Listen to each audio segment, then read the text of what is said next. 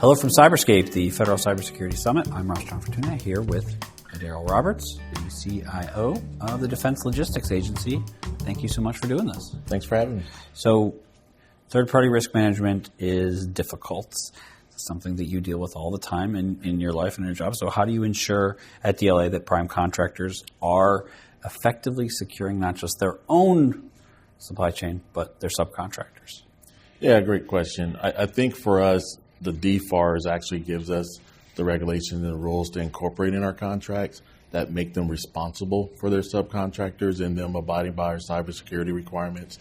But also, we're including language in our contracts now that require those contractors to report any cyber incidents that they may have. So that would include their subcontractors as well. So part of this is including the language in the contracts, but we've also started doing things within our supplier symposium and other engagements with industry to actually have the conversation about cyber, about CMMC, and the importance of that, to actually get feedback in terms of how we can make it easier for them to adopt those strategies and actually encourage them to proactively want to share some of their cyber concerns. Yeah, certainly that dialogue, I'm sure, is super important.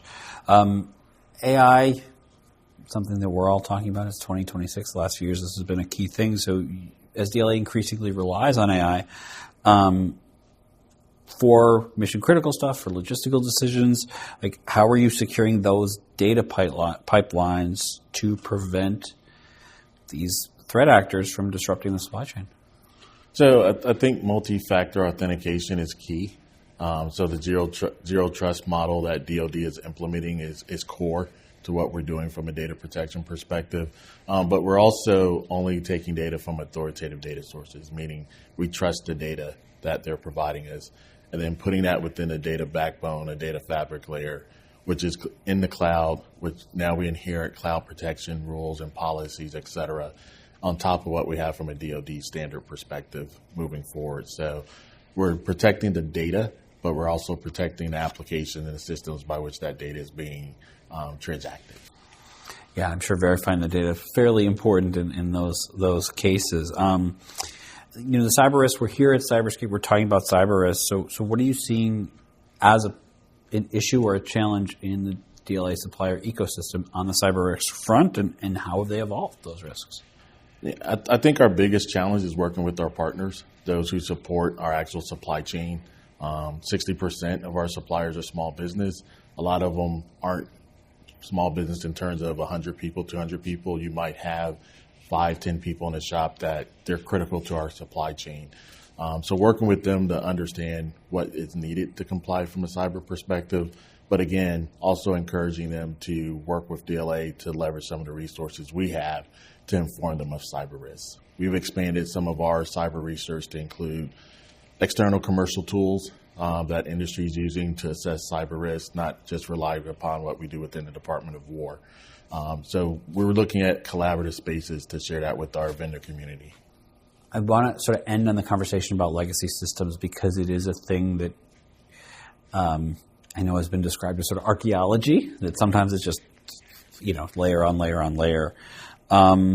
What are those layers looking like? How are they a barrier to modernizing, and how are they a barrier to securing the supply chain that DLA relies on? Technical debt is real at DLA.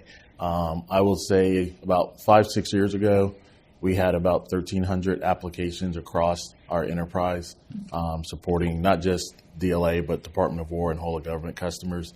And in order to buy down our technical debt, one, to align with commercial standards and the commercial software we've invested in, we went through a rationalization process. And so that involved us understanding our business architecture as well as our technology architecture. And we're able to reduce that to about 100 applications at DLA. So now that's reduced our cyber footprint in terms of a threat, but it's also allowed us to better understand our data, how we use the data, so that we can not only plan from a technology architecture perspective and how that aligns from life cycle, but also how can we do business process reengineering to simplify the process so that it's easier to protect our data. Yeah, I imagine, just to sort of build off that, getting it to industry standards, I imagine the workforce has a certain expectation that some of those legacy systems don't really work. Some of them don't work.